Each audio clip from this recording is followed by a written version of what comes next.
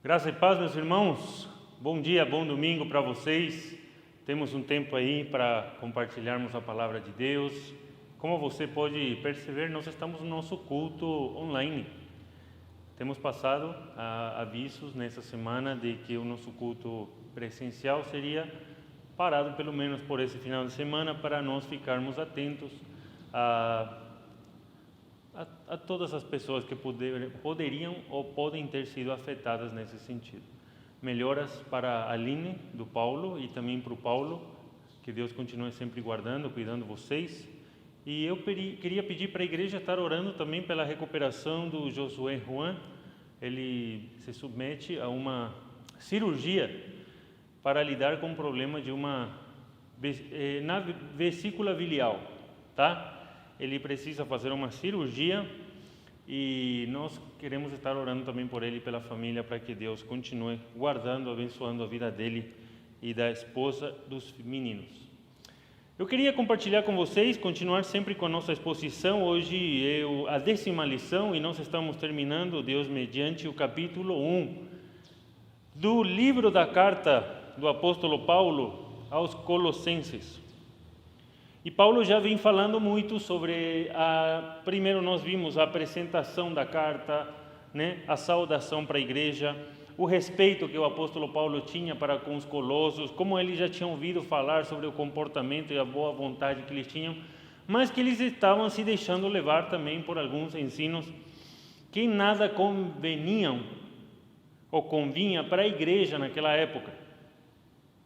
Mais uma vez, o apóstolo Paulo, ele vai falar sobre a necessidade da compreensão e o entendimento de que Deus, Cristo Jesus, nosso Senhor, está acima de todas as coisas. Ele é o primogênito de toda a criação e foi do beneplácito de Deus que nele habitasse a plenitude, né? Todas as coisas, que tudo fosse submetido a ele. Nisso, Paulo está querendo dizer que todo crente, toda pessoa que se entrega, que reconhece a Cristo como Senhor e Salvador, ela especificamente precisa reconhecer e conhecer ao Senhor para assim viver de maneira digna, como agrada ao Senhor e não como agrada a si mesmo. E Paulo agora, no verso 24 até o 29, ele vai falar do significado do ministério do servo de Cristo. Você quer anotar o título da pregação? Já pode anotar. É o ministério do servo de Cristo. O que é ministério? Paulo recebeu uma função nobre, e essa função nobre se referia a cumprir um ministério específico para o corpo de Cristo. Ele vai nos falar sobre esse ministério do verso 24 até o 29, e eu quero, antes de ler, queria orar com vocês. Por esse motivo, peço para você abaixar sua cabeça, fechar seus olhos e nós vamos orar ao Senhor.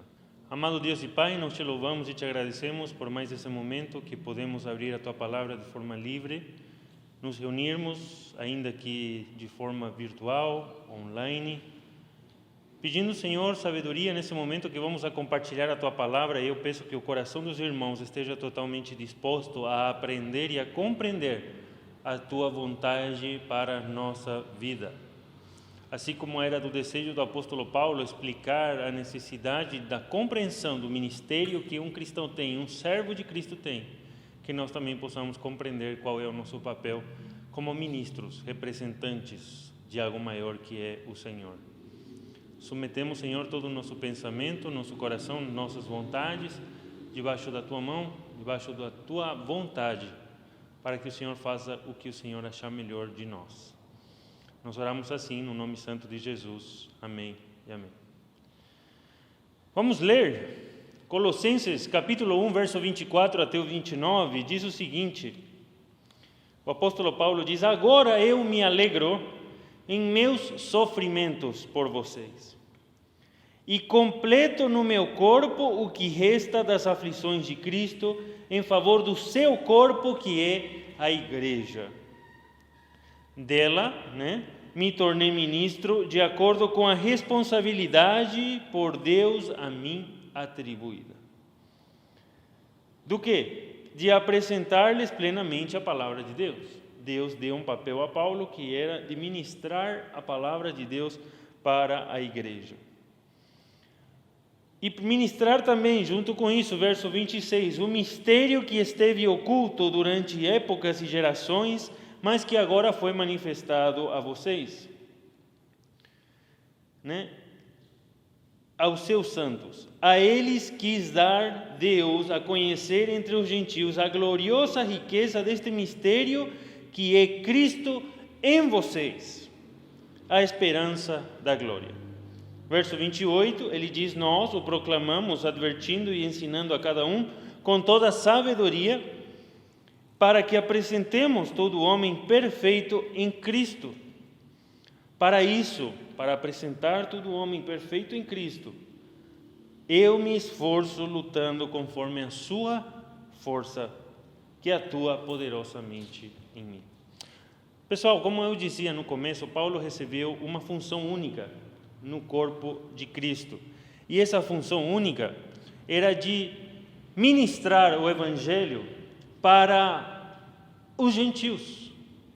Ministrar o Evangelho para demonstrar para as pessoas que existe esperança. E ministrar o Evangelho para que as pessoas enxerguem que por meio do Evangelho existe sim uma forma de nós enxergarmos, resquícios, pequenos, vamos dizer assim, destellos do que será a glória vindoura. Você já imaginou? Eu queria que, se você não imaginou, você imaginasse agora, que tremenda oportunidade você e eu temos de levar a mensagem de esperança para as pessoas. Porque Paulo aqui está falando do Evangelho de Cristo Jesus. E essa mensagem do Evangelho, ela é falada. Mas essa mensagem precisa ser primeiramente vivida. Nós precisamos viver o que pregamos. Precisamos, com a nossa palavra e com as nossas atitudes, demonstrar que há esperança para o mundo caído. Só que Paulo, ele vai dizer assim: agora eu me alegro em meus sofrimentos por vocês. E parte do ministério de Paulo era assim o sofrimento. Mas que tipo de sofrimentos? Interessante que Paulo está nos falando em meio de uma prisão. Ele estava numa prisão quando ele está falando: alegro-me em meus sofrimentos por vocês. Mas ele não está simplesmente se referindo aos sofrimentos de natureza física que ele podia ter. Ele está se referindo à necessidade da compreensão do ministério que lhe tinha sido dado a ele. Ministério que é dado também a todo aquele que se submete perante Cristo Jesus. Ministério que é de pregarmos a mensagem do Evangelho, a mensagem de esperança para um mundo caído. Essa mensagem precisa ser vivida e é uma mensagem que pode trazer paz para um mundo caído. É uma mensagem que aborda e anuncia bondade de Deus. E bondade de Deus que pode atingir pessoas que principalmente não são cristãos. Mas para que isso possa acontecer, existe um certo sofrimento que nós precisamos passar. E eu queria aqui falar sobre uma coisa que está totalmente atrelada ao que eu falei semana passada. Você vai se lembrar sobre a luta de poder. A luta que existe entre quem vai dominar no meu coração, na minha mente e no meu ser. Serei eu ou será Deus? E nessa luta de poder, gente, isso tem tudo a ver com o nosso ministério. Porque uma vez que nós temos, assim como Paulo, um ministério, nós estamos representando alguém. Mas sabe qual é a tendência humana? A tendência humana, enquanto vai trabalhando, enquanto vai fazendo as coisas, e é uma coisa que Moisés lembra para o povo de Israel lá no deserto, que chega uma hora que o ser humano, quando está quase completando a obra, aquilo que lhe toca fazer, ele tende a pensar de que ele conseguiu pelas próprias mãos. E quando ele conseguiu pelas próprias mãos, ele está se atribuindo poder a si mesmo. De que ele consegue lidar com a sua vida, com a sua própria mentalidade, com seu próprio desejo. E ele está supostamente fazendo coisas para Deus. Mas, na verdade, o ministério do Evangelho é uma vida que você não vive mais centrado para você. Você não vive mais centrado em você mesmo. É uma vida onde você vive agora centrado em saber como você pode servir as pessoas. Paulo está dizendo: eu me alegro em meus sofrimentos por vocês. Paulo teve que abrir mão de muita coisa para poder levar uma mensagem que não só era em palavras, sino também em atitudes. Abriu mão da sua liberdade. Paulo abriu mão do status que ele tinha como judeu, quando ele era um fariseu rígido. Paulo abriu mão da sua personalidade para que Cristo tomasse controle da vida dele. Paulo abriu mão, e nesse sentido também faz parte do sofrimento. E aqui eu quero fazer um parêntese: sofrimento nessa passagem não está falando especificamente de sofrimentos físicos, mas está falando especificamente daquela necessidade que você e eu temos de abrir mão do nosso orgulho. Esse é o maior sofrimento do homem. E Paulo está se referindo em grande parte a esse tipo de aflição. Só que ele vai dizer: eu completo no meu corpo o que resta das aflições de Cristo em favor do seu corpo, que é a igreja. Vou falar de forma mais nítida. Quando Cristo Jesus veio à Terra, Jesus Cristo veio com um papel. E aquele papel era de salvar a humanidade. Eu queria fazer uma pequena ilustração e perguntar para você uma coisa, para que você considere comigo. Se era somente importante que Cristo derramasse o seu sangue na cruz do Calvário, por que ele não nasceu? E com 2 ou 3 anos ele logo morreu. Não seria derramado o sangue de Jesus? Não seria derramado também o sangue dele para perdão dos nossos pecados? Ele seria inocente, não teria cometido pecado? Não se cumpriria o que Deus quer? Por que foi necessário que Cristo Jesus vivesse uma vida e ainda tivesse um ministério de 3 anos, para depois vir a morrer numa cruz? Quer saber por quê? Porque Cristo veio para se tornar um exemplo do que significa viver uma vida em prol da vontade do Pai. E aqui eu quero fazer uma comparação entre Jesus e entre a vontade nossa humana. E é aqui que Paulo está falando do sofrimento de Cristo. Imagine quão difícil, quão complicado. Deus, Criador, Senhor, Soberano, Rei de todas as coisas, o único e o verdadeiro que tem direito para exigir respeito, para exigir que as pessoas se prostrem, o único que tem direito para construir o seu reino, o seu império sobre essa terra, o único que tinha direito para dizer para os homens: eu sou Deus, se ajoelhe perante mim, o fogo do céu descerá sobre você. Cristo podia fazer isso. A palavra de Deus nos diz que se Cristo falasse no jardim do Getsêmani para o Pai que o tirasse daquela hora, os anjos estavam prontos, apostos e dispostos para liberá-lo daquela situação e daquela circunstância. Mas Cristo em nenhum momento, Jesus em nenhum momento exigiu nenhum tipo de direito. Em nenhum tipo de momento ele reclama do que ele está fazendo, porque ele está servindo. Interessante o exemplo de Cristo, que quando ele vem à terra, ao invés de exigir coisas para si, ele dá coisas para os outros. Ele traz uma mensagem salvífica, ele traz uma mensagem de esperança, ele traz o reino de Deus entre os homens. Só que esse reino não é um reino que exige coisas, mas é um reino que dá. Cristo deu o amor. Cristo deu as explicações da palavra de Deus e da necessidade do homem se aproximar a Deus por meio dele. Cristo trouxe milagres para salvar pessoas que estavam perdidas. Cristo alimentou os pobres e os necessitados. Mas sobre todas as coisas, Cristo sempre foi servo dos servos. E todas as vezes que ele falou o motivo pelo qual ele fazia o que fazia, que era ser o Filho de Deus, sabe como os homens o trataram?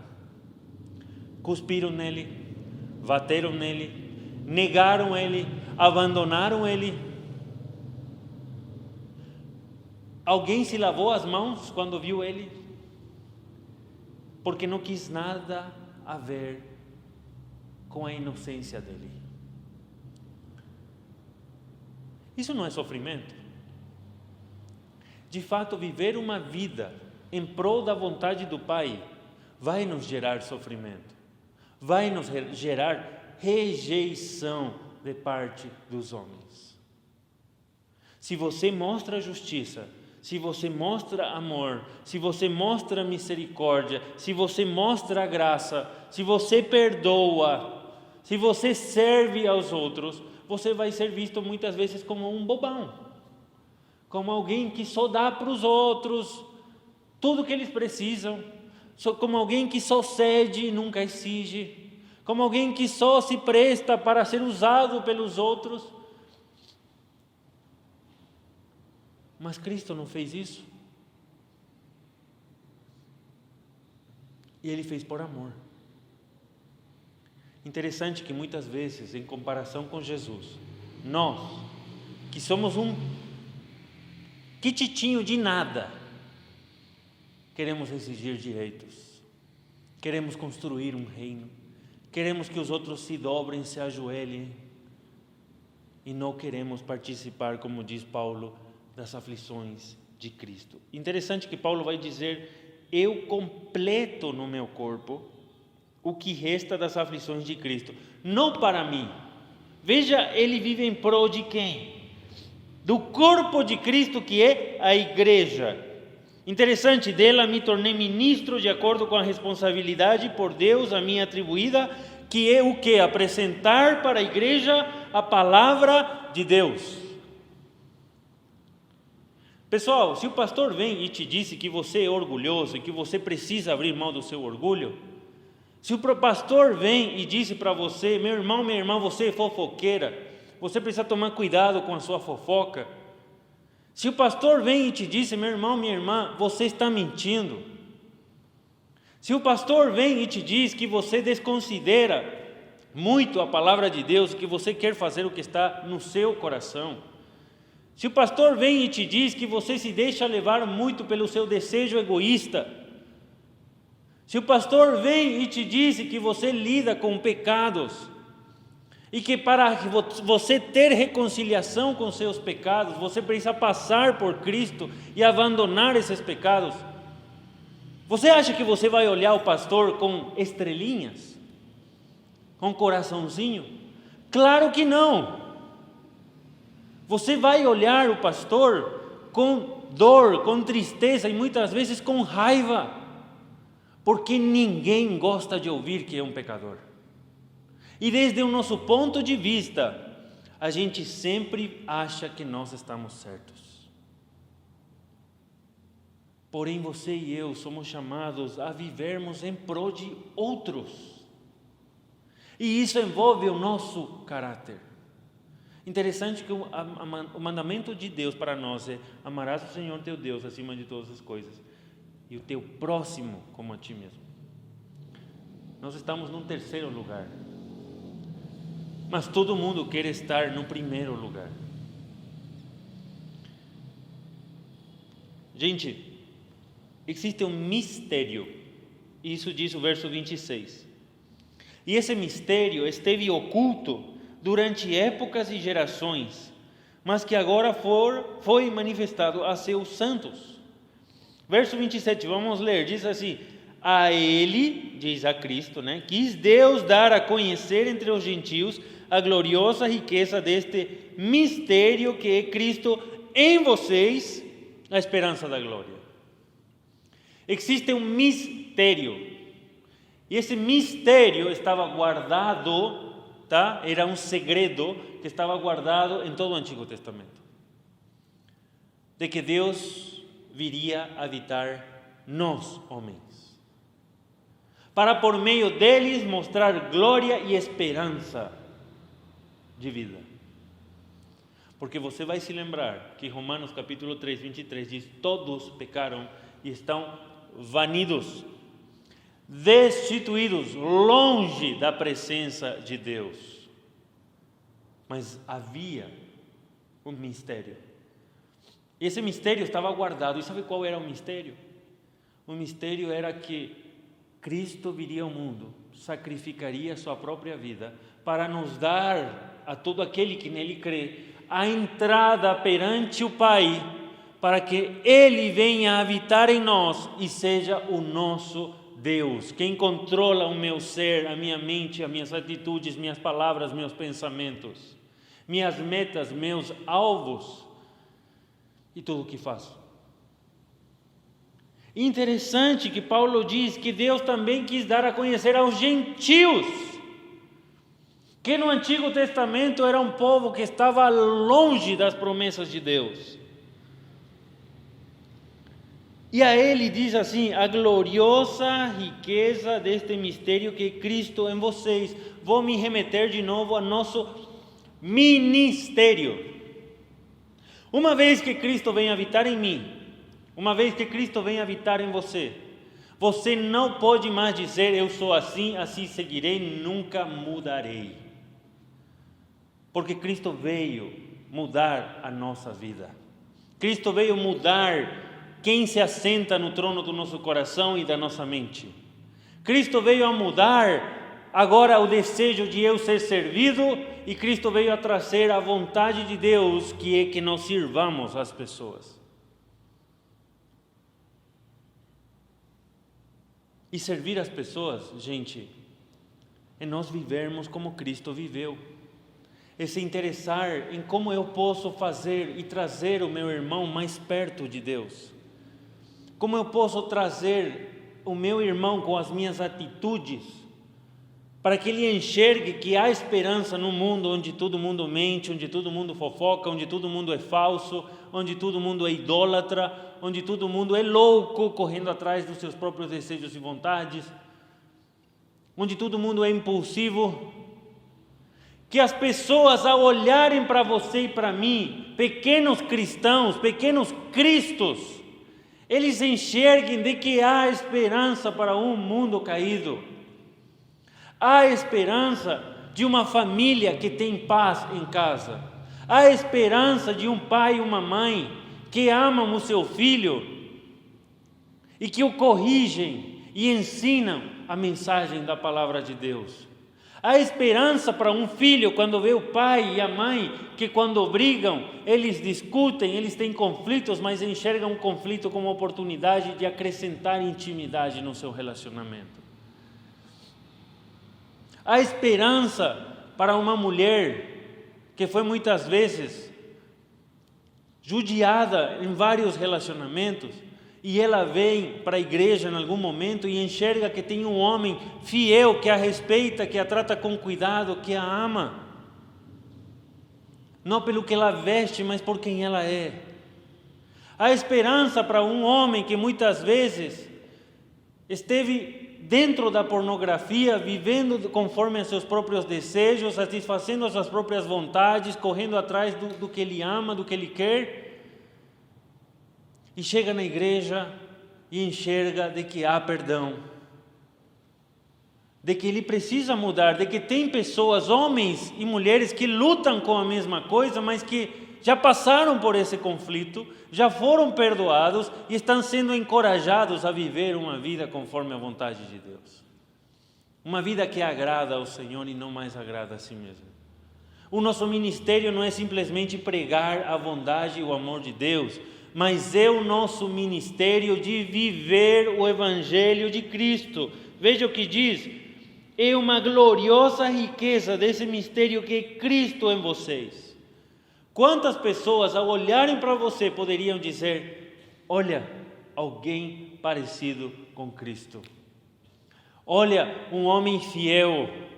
Olha, uma mulher íntegra que cuida suas palavras.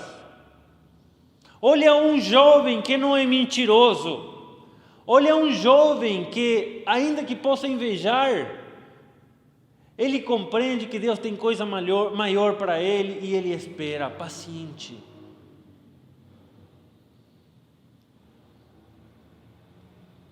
Paulo está dizendo para os colossenses que nesse ministério que ele estava fazendo, ele diz assim: nós o proclamamos, isto é, a Cristo. Só que veja como ele faz: advertindo e ensinando a cada um com toda sabedoria. Advertindo e ensinando. Advertência e orientação. Pessoal, é isso que Deus faz conosco. Toda vez que você se prostra perante Ele e você o considera na sua vida.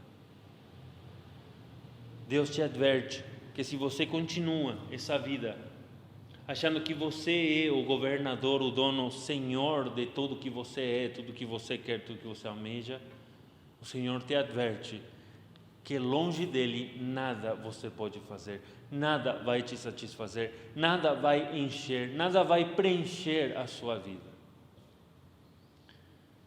Mas ele nos ensina que se nós caminhamos com ele, nós temos nele sabedoria. E veja qual é o resultado de caminhar com sabedoria. O que Tiago vai falar. Para que apresentemos todo homem perfeito em Cristo. Pessoal, sabe qual é o desejo maior de nosso Senhor Jesus? Que você caminhe pela sua vida com o pensamento de Cristo. Cristo andava sobre essa terra com a noção clara, correta e essencial de que Deus, o Pai, é Deus e que tudo era dele, que lhe tinha sido confiado a ele sim a possibilidade de demonstrar os atributos de Deus por meio da sua pessoa. O fruto do Espírito: alegria, paz, paciência, benignidade, bondade, fé, mansidão, domínio próprio. Contra estas coisas não há lei, diz a palavra de Deus. E é isso que Deus quer que nós sejamos para os outros, que nós exerçamos paciência. Quando nós passamos por muitas lutas, e eu passo também, pessoal, pastor também passa por lutas, a nossa tendência é reclamar. Só que ao invés disso, Deus quer que nós tenhamos alegria. Alegria do quê? Eu vou sofrer, vou ser meio maníaco agora. Vou sofrer e vou me rir. Não. A alegria é o seguinte: é a compreensão de que ainda que você esteja em meio a uma tempestade, o Senhor está contigo lá. Você vai se lembrar, para você ter uma ilustração do que estou querendo dizer, os discípulos de Jesus estavam com ele no barco. Jesus tinha falado: pessoal, vamos cruzar para o outro lado. E enquanto eles cruzavam, Jesus dormia. A tempestade estava acontecendo. E os discípulos, que em algum momento perderam a noção de quem estava com eles perderam a noção de quem era ele e disseram assim: Senhor, não te importas com que nós muramos? Jesus depois acorda e diz assim: homens de pequena fé. E ele diz: acalme-se, mar, aquiete-se. E tudo se fez calmaria. Isso é alegria, isso é paz. A noção de entender que ainda que você esteja no buraco mais profundo, mas Deus está lá com você. A noção de que você vive a vida em prol dos outros, servindo aos outros, mas talvez nunca seja retribuído, mas você sabe que Deus vê o que você está fazendo. E no tempo certo, Ele vai retribuir. Veja, Paulo diz que ele se esforça, ele diz o verso 29, para apresentar todo homem perfeito a Deus. Eu me esforço lutando conforme a força de Cristo, conforme a sua força que atua poderosamente em mim. Pessoal, para você mudar a vida de alguém, ou para você ajudar alguém a lutar com os seus pecados, veja como Paulo diz: eu preciso do poder que luta primeiramente em mim. Paulo está dizendo, gente, eu não conseguiria ser ministro de Cristo, representante de Cristo, alguém que leva a mensagem com a boca e com as atitudes, se a força e o poder de Cristo não atuassem em mim. Então você quer ser uma mulher, um homem perfeito, alguém com inteligência, alguém com capacidade, com sabedoria, alguém com graça, com misericórdia, com capacidade de perdoar, alguém que cuida, guarda a sua língua, alguém que ora, intercede pelos outros. Peça primeiramente o poder de Cristo em você. Mas para isso, você tem que abrir mão do seu ego, de você querer tudo do seu jeito, de você querer andar e caminhar nessa vida da sua forma, na sua maneira,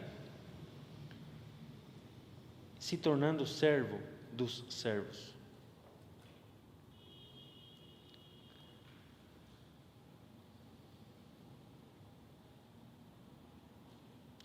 Eu quero terminar falando sobre a importância que Deus nos dá sobre o nosso ministério, o ministério do servo de Cristo.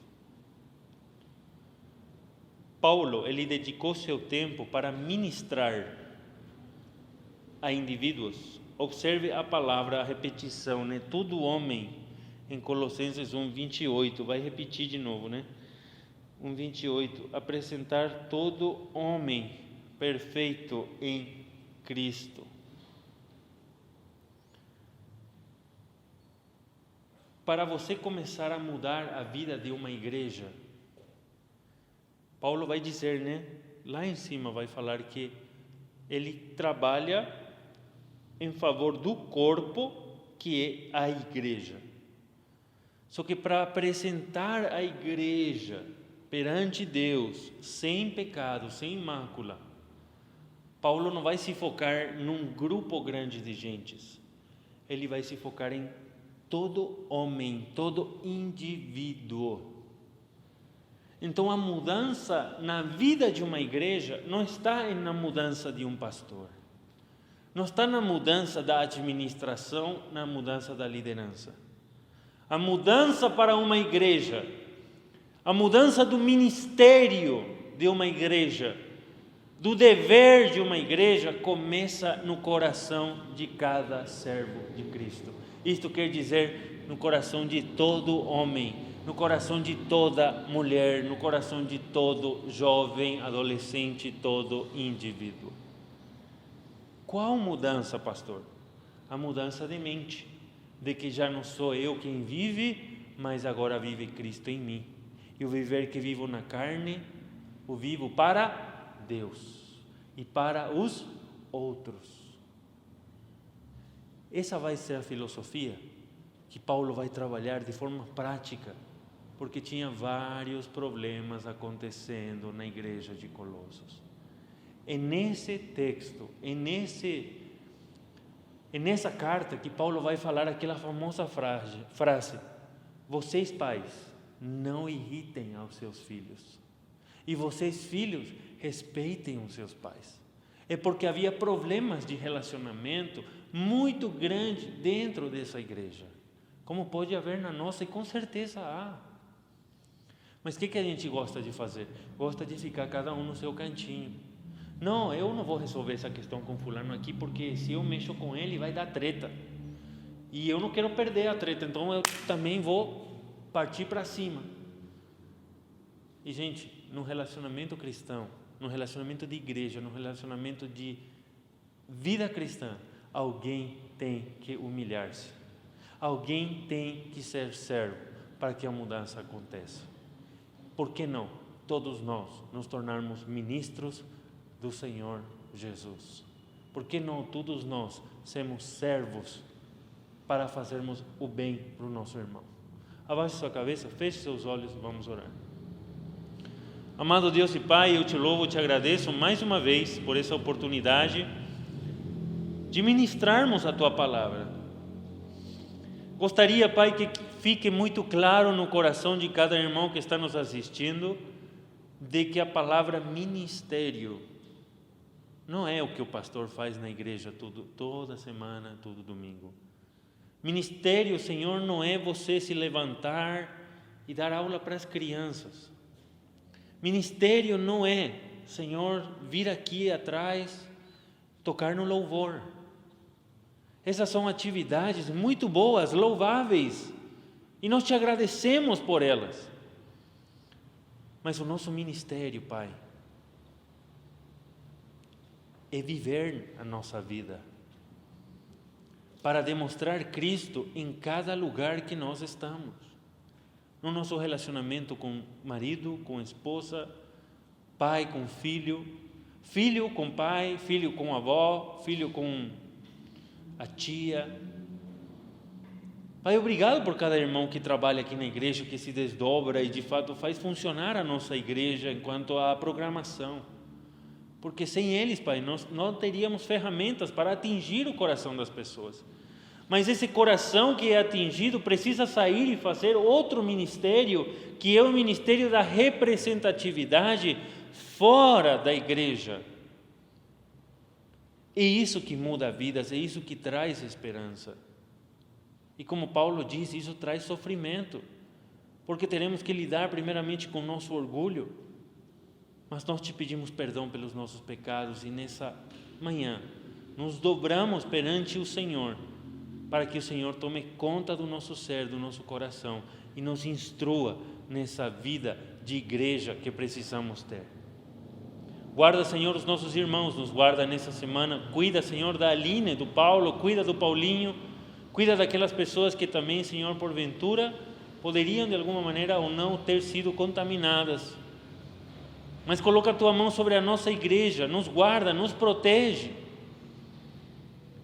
nos livra do homem mau e nos sustenta, Senhor, com a Tua graça, com a Tua provisão. E que em tudo isso que nós falamos, Senhor, a graça do Senhor Jesus, o amor de Deus, o nosso Pai, a consolação, a comunhão e o poder do Espírito Santo esteja em nós, hoje e para todo sempre. Amém e amém. Que Deus abençoe a sua semana. Amém.